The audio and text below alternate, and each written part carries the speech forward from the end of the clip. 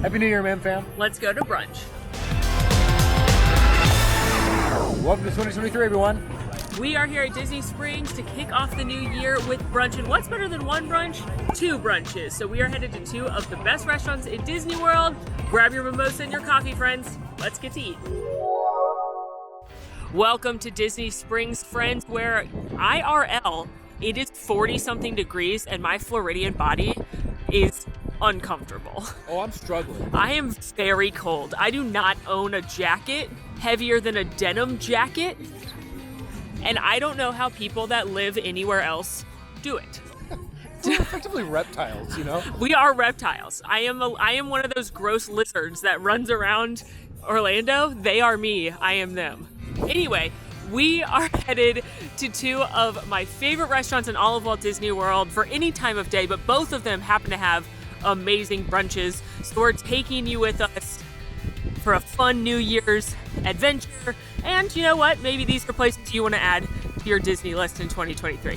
Up first on the docket is Homecomin for all of their southern fare, including moonshine, biscuits, fried chicken, is just a few things that they're known for, and it is led by James Beard award-winning chef Art Smith. This restaurant really speaks to me. It's down-home cooking like I'm used to, and I am excited to go inside not only for the warmth, but also for the prospect of a chicken biscuit and coffee. Homecomin offers a Rise and Shine Southern Brunch on Saturdays and Sundays from 9 a.m. to 1 p.m. It does fill up quickly, so we do recommend getting a reservation as soon as you possibly can. And boy, is it worth it. Are you dancing for warmth? Yeah, I checked it, and they're like, do you want inside or outside? Don't be foolish. Inside. Well, No. okay. Welcome inside Homecomin. This is one of my favorite restaurants at Disney World for any meal, but especially at brunch. Chef Art Smith is a master, and his biscuits and fried chicken cannot be beat. One thing I did want to highlight is they do have bar seating here at Homecomin. It's first come, first serve. This reservation can be really hard to score, but they can serve the full menu at the bar. Again, it's first come, first serve. We've had good luck getting in at lunch before as a party of two. It would certainly be harder as a bigger group, but if you're unable to get a reservation, you may be able to snag a bar seat. Now, you can order off the full menu during brunch, but they have a specialty Southern brunch menu as well. On the starters, they've got their famous biscuits, fried green tomatoes, house-made donuts, church lady deviled eggs. As far as the features go, there's a breakfast bowl, the granddaddy plate, that's kind of your standard breakfast plate, a hush puppy benedict, French toast, key lime berry parfait, PB&J French toast, chicken and donuts, a short rib hash, the Hallelujah Biscuit, and avocado toast. Yum. No matter what you get, I highly recommend adding one of the biscuits. If that doesn't come with your meal, you can add a singular cheddar drop biscuit for just a few dollars. You can also add on some of their other famous sides like pecan smoked bacon, the potato gratin mash, grits. I mean, this is just like stick to your ribs, good old Southern comfort food done to the best way possible. And as far as the cocktails go, you have a variety of craft house-made cocktails along with the signature moonshine that you can find here at Homecomin, as well as an interesting mix of sangria and what I call breakfast bevies, which are things like the Proud Mary and the Southern Mary, which are Bloody Mary takes here at Homecomin as well. I think I, for one, I'm going to go for a craft-made cocktail, though. That Britain peach tea, calling my name. Our drinks have arrived, and I have gotten the stunning-looking Britain peach tea, which is Woodford Britain Barrel Select Bourbon, peach puree, and concho, muddled with fresh peaches, and sweet tea along with a dash of orange bitters. Words cannot express how excited I am. And I got the Moonshine Mash, which is watermelon-infused moonshine, fresh watermelon, lime juice, and simple syrup. Our server said she's not a sweet drink person, but she loves this one, so I'm excited to give it a whirl. I also got a coffee and a water because if you know the rules at brunch, it's that you have to have 3 beverages. You have to have a fun beverage, a caffeinated beverage, and a hydrating beverage. I don't make the rules.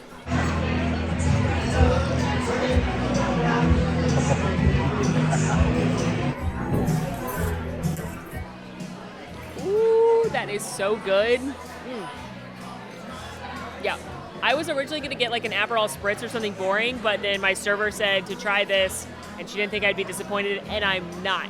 It tastes mostly like watermelon, a little bit of lime. It is very refreshing. It's not super sweet. Handcrafted moonshine cocktail. It's what this restaurant's known for.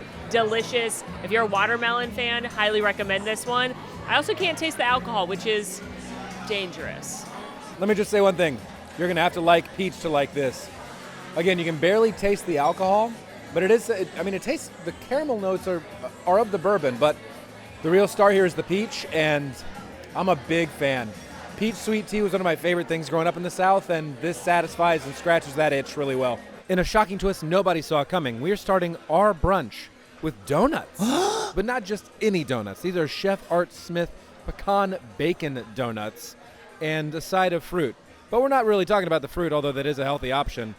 We want these. And if you get in a little closer, you'll see that it is also drizzled in what looks to be house-made caramel. I'm excited. I know I'm more of a donut person than Molly is, but she seems enthusiastic. I've had these once before, and I said that Chef Art Smith was the only person in the world that could make me like a donut, so I'm going to see if I still feel that way.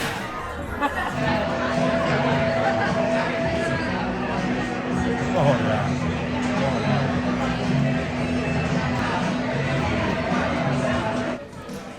Chef Art Smith is a wizard. That's the only explanation. That's it? That's the only explanation? Mm-hmm. It's just a solid donut.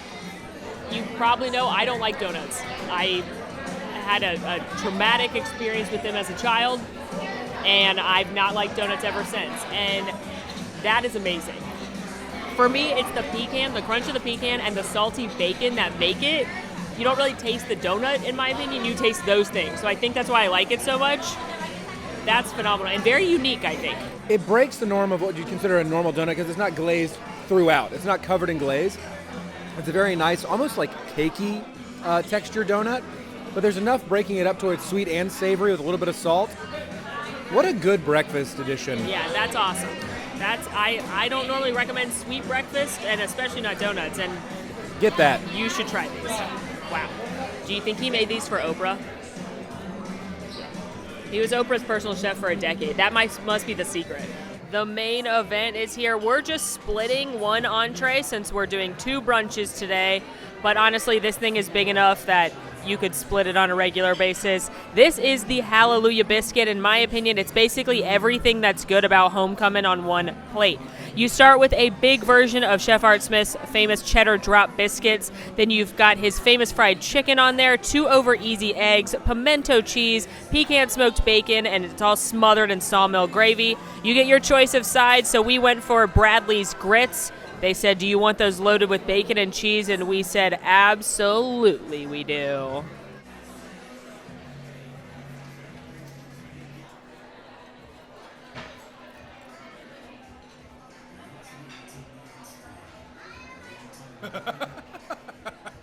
Okay, that biscuit's incredible. Unreal. These cheddar cheese drop biscuits are thick and rich. The fried chicken is fried beautifully. It is still very moist in the middle, meaning they had to have brined it in something. I'm guessing buttermilk.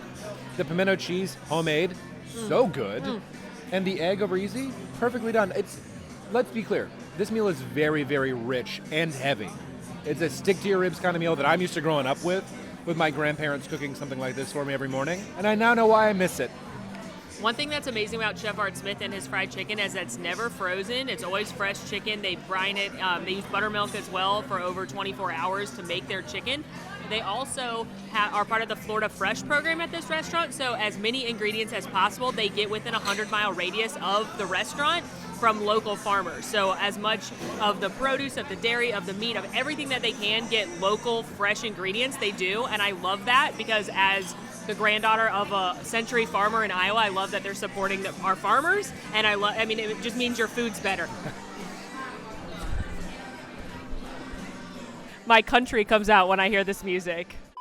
As a southern-born person, I have very strong opinions about grits. When they're done well, when they're not. Holy moly. Yeah, these are done very well. It is very clearly coarsely ground grit. The cheese that coats it, it's not just on the top, they actually mix it in the middle. There is enough butter and not too much butter. For those of you from the South, you know what I mean. When it starts to pool up, you don't have that situation, but you still taste it. And the bacon, I'm never going to be mad about that. Never going to be mad about bacon. Cheesy grits are the way to go. Also, if you're not from the South, I grew up in Atlanta, but my family's all from the Midwest, so I didn't grow up eating grits, and I had no idea what they were. They are it's a cornmeal, and they're kind of like a polenta or Ish. it's something you could compare to. If you don't know what grits are, they're a southern cornmeal with butter, and they're delicious. Coarse ground cornmeal, boiled milk, butter, or water, depending on where you're from. Always add cheese and more salt than you think you'll need. You're welcome.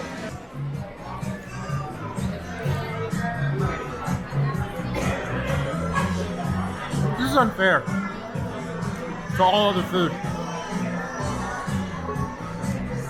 The party's not over at Homecomin. The fabulous team surprised us with a little Christmas gift. It is for behind the scenes. It's literally Christmas Eve morning right now when we're filming this. And they brought out their dessert sampler. This is a signature sampler of 3 of their iconic desserts. This is the incredibly famous Hummingbird cake, which is a Chef Art Smith specialty. It's got pineapple banana cake and then a luxurious cream cheese frosting, it says on the menu.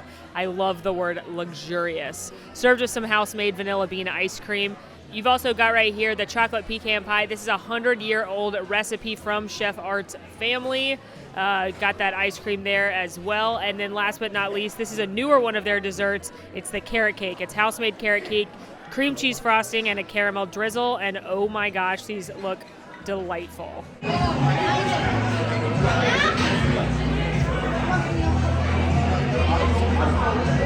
That's just not fair. Again. So good. The Hummingbird cake itself is very light and flaky with flavors of pineapple and banana, which is unexpected but a great combo. What really shines through is that cream cheese, luxurious cream cheese frosting to come and create a really holistic dessert. It's not going to be the one that I go back to first, though. I think we're going to talk about that together in just a second. That Hummingbird cake is delightful. The cream cheese icing is luxurious. But it's not my favorite on this plate. I loved this carrot cake. I will say that. I love carrot cake. And it's healthy because it's vegetables. So it's very, very moist. I'm sorry I said moist and rich, but you've got that really nice cream cheese frosting on top, the caramel, tons of good flavor, perfect consistency. But I agree. The winner on this plate is that pie. The chocolate pecan pie Man. is stellar. That's the best pie I've ever had. It's incredible. Pecan pie is my favorite dessert, bar none, period. In fact, I don't eat it that often because rarely can something match my grandmother's pecan pie. And I'm sorry, and I hope that she never sees this, but this kicks that pie right in the rear end. Oh my gosh. It does. I've had it. It does. But I didn't dare say it. Oh, I did. I dare. It's because the caramelized, the candied pecans on the top, I think, and then you've got that just hint of chocolate richness every now and again. It's a perfect consistency. The vanilla bean ice cream with it. This is one of my favorite restaurants ever, and it's one of the highest rated, if not the highest rated on Disney property, so can't go wrong. No, I can see why. You literally cannot go wrong here. What we're saying is you should come. Yes. Oh, that was incredible. I am so full. Yep. Oh my gosh, that restaurant is so good. I've never had anything but excellent service. The food is... I'm obsessed. You said we had to do 2 of these today? We're doing 2 brunches today. We even have leftovers from Homecomin, Yep. which the good news about it being so cold today is that this cake will stay cake and not melt in the car. So we can go drop this in the car, take a lap, and then we're doing another brunch. But Homecomin, breakfast, lunch, dinner, You can't go wrong. can't beat it. It's, Let's walk. yes. Back from the car where the garage is approximately negative 50 degrees. It's a frozen tundra in there. Did a quick lap around to get the blood flowing. And now we're headed to brunch number 2. Any guesses where? If you guessed Wine Bar George, you guessed correctly. Wine Bar George is owned and operated by George Militotis, who's a world-class master sommelier, and this is another of my favorite restaurants in Walt Disney World. They've got incredible small plates, including that iconic frozen cheese. Also, probably not surprising that they have over 140 wines to choose from by the ounce, by the glass, and by the bottle. The service is always amazing. The food is excellent. One of my favorite spots for girls' night or date night, brunch. So, of course, we had to include it in our 2 brunch day.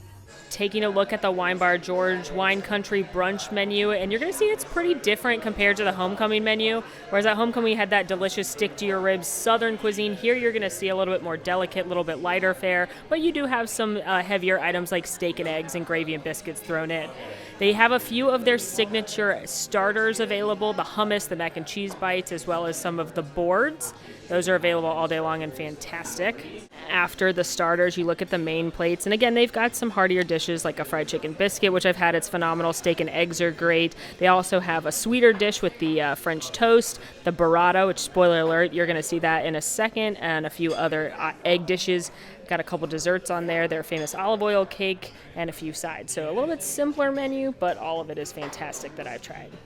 And of course, you have an outstanding wine list here. It is Wine Bar George after all. So if you are a wine drinker or not, they're going to be able to find something that you'll enjoy. They've got a few wines on taps and a great list of sparklings, reds, whites, rosés. And then down at the bottom here, you'll actually see the outstanding by the ounce list. These are some of George's hand-chosen wines, some of the fanciest, finest wines you can get, and you can try them in a variety of sizes and pourings. They also have a variety of brunch cocktails. They have a featured cocktail called the Hoot, which is made with American whiskey, Sangria, Wake Up Call, which is their version of an espresso martini, Paloma, Aperol Spritz, Mai Tai. And then one thing they're known for, but we're certainly not going to get today when it's so cold, are these frozen drinks. They have a frozen mimosa made with Dole Whip pineapple. They've got a frosé, a frogelet, which is raspberry, and a frozen old fashioned with Dole Whip orange. So these are all really fun. You can actually get them inside of a corksicle as well if you want to take home, but too cold for those today. Honestly, a little too sweet for my taste compared to what I normally drink, but those are really fun and people really like them, especially if you like kind of a boozy ice cream style drink.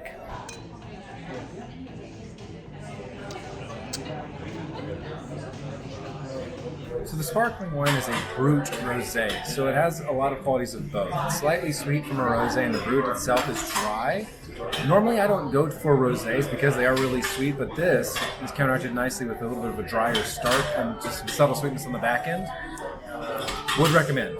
Our food has arrived, and we're starting with the seasonal salad that has apples, bacon, a grilled onion vinaigrette, yes please, and some pecorino. A nice little light bite after our Homecomin 6-year ribs meal.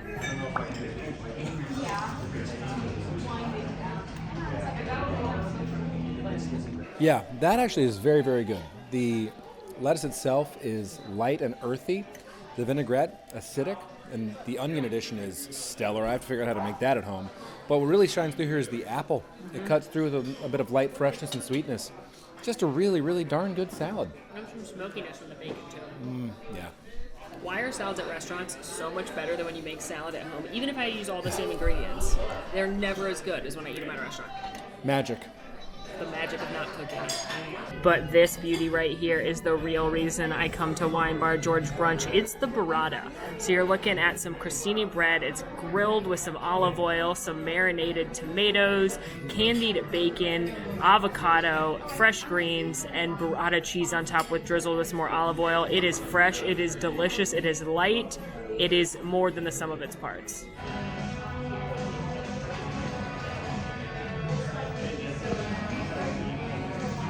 I don't know what it is about this dish, but it is something so special. You may know that I always talk about how I like simple, delicious dishes, and that's what this is. It's really high quality ingredients, simply paired well, and it's just phenomenal. That high quality olive oil really sings, the delicious kind of salty nuttiness from the cheese, natural sweetness from the tomatoes. The candied bacon has a smoky flavor to it. You've got that crostini, which adds a good crunch texture to mix it up. And then I don't know how they find perfectly right avocados. Every single time I've had this, it's been perfect. If you are a fan of this kind of food too, just again, like simple, high quality, masterfully paired dishes, I cannot recommend this one enough, especially if you're looking for something a little bit lighter. Like, this is the complete opposite of what we ate at Homecoming, and I love both equally. They're so different, but this is one of my favorite dishes in all of Walt Disney World. It's 2023. It is. Can you believe it? We made it. Go us. Do you think it's weird that 2020 was 3 years ago?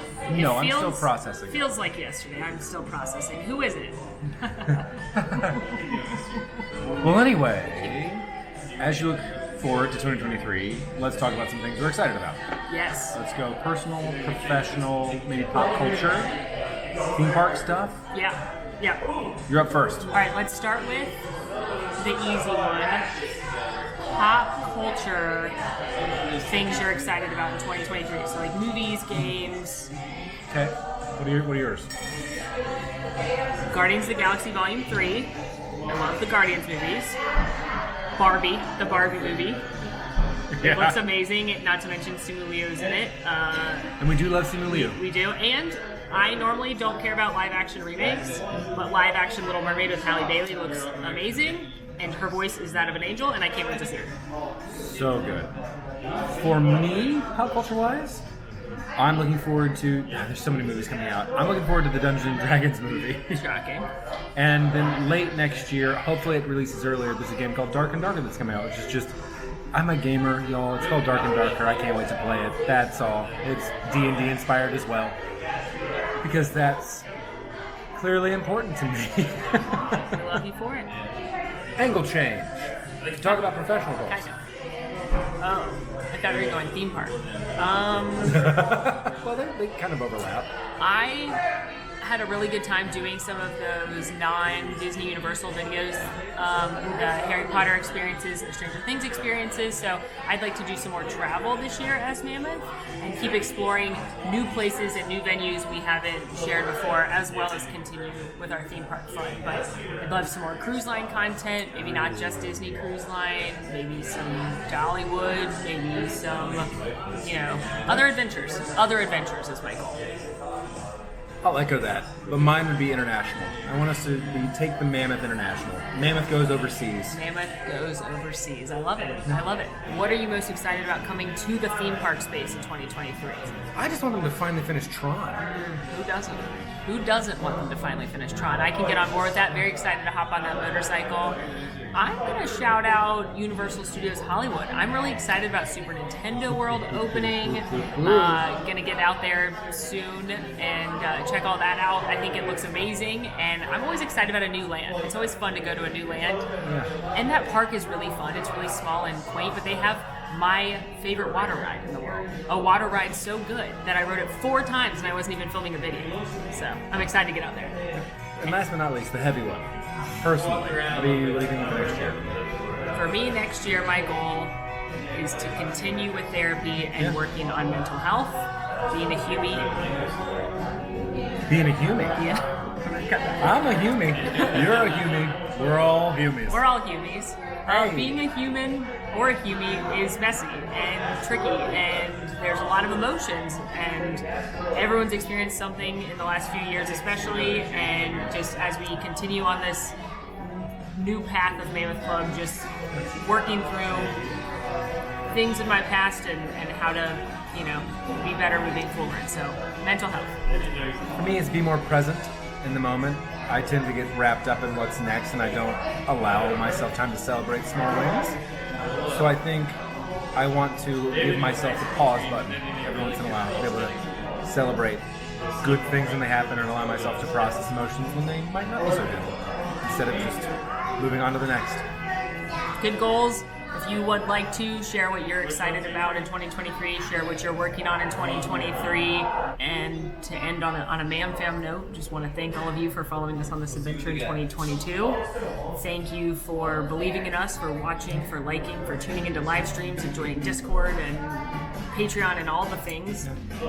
We are incredibly grateful for you. You made my 2022 one of the best years I've ever had.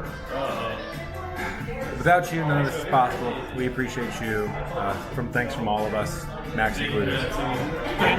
And Duckfish and Ella. All of the above. Even the cat, probably. Bonsai might be thankful. He's not very nice, but he probably is appreciative of you because he gets to live inside. He does. He does. With that, we appreciate you. Thank you so much, and we're looking forward to 2023. We love all of you. Thank you, and we'll see you next time. Bye, everybody. Cheers.